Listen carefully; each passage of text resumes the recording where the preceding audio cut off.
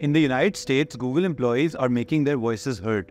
Demonstrators gathered at Google's offices in New York City, California, and Seattle, protesting a substantial contract with the Israeli government.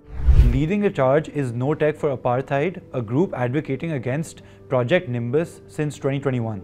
Google's association with Israel, a country currently facing accusations of genocide for its actions in Gaza, even brought before the International Court of Justice. According to a 2021 report by The Intercept, Google's involvement includes providing Israel with advanced AI capabilities, and these technologies could be used for data harvesting, facial recognition, and object tracking under Project Nimbus. The use of AI in warfare has raised concerns among activists and scholars who argue that it violates international laws, especially when deployed against Palestinians. Google, however, insists that the Nimbus contract doesn't involve sensitive military operations, but the tech workers aren't convinced and are calling for transparency. They want assurances about how their work will be utilized, fearing potential harm if their technology is misused. In response to dissent, Google has taken action, terminating around 50 employees for violations of the Code of Conduct and policy breaches. At least 9 individuals were arrested during the sit-in. The company justified these terminations, citing disruptions caused to co-workers and attempts by some employees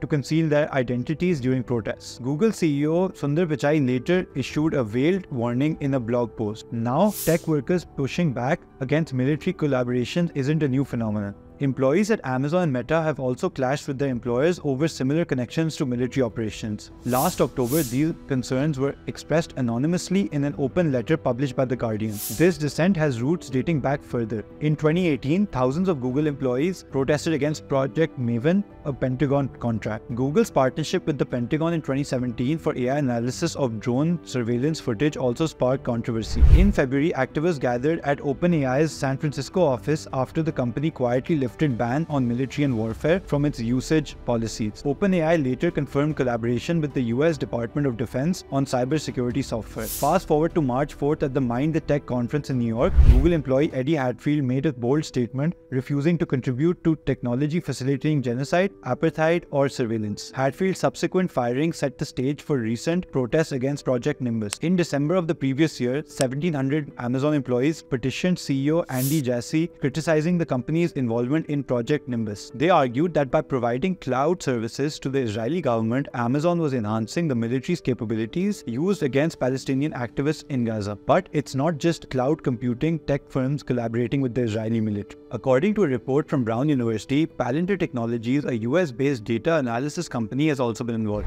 Professor Roberto J. Gonzalez from San Jose State University noted Palantir's multiple contracts with the Israeli army, particularly highlighting its extended support during the conflict with Hamas in October 2023. Palantir, co-founded by right-wing billionaire Peter Thiel, has a history of providing tech solutions for military institutions, including the Israeli military, alongside its work with the US National Security Agency. The American Friends Service Committee has compiled a directory of companies profiting from Israel's attacks on Gaza in 2023-2024. Over 50 companies from various countries, including the US, China, Germany, and the UK are listed. According to the AFS Action Center for Corporate Accountability, this involvement extends beyond traditional weapons manufacturers like Lockheed Martin and Boeing to include companies like Caterpillar, Ford, and Toyota, typically not associated with the weapons industry. The landscape of tech companies collaborating with armies worldwide is quite expansive. According to a report by Brown University, the US military and intelligence agencies secured contracts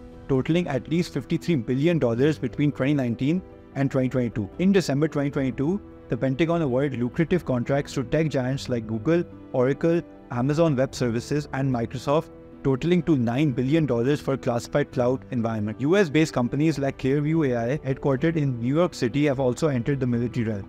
They provide facial recognition software aiding Ukraine in identifying Russian soldiers and officials involved in military operations. Ukraine has had access to Clearview AI software since 2022. The report highlights a growing involvement of big tech in the military-industrial complex. While a significant portion of Pentagon's budget goes to established defense giants like Lockheed Martin and Boeing, there's a shift driven by big tech companies, venture capital, and private equity firms. However, the rush to adopt new technologies can have dire consequences if not rigorously tested and vetted, potentially resulting in significant human costs.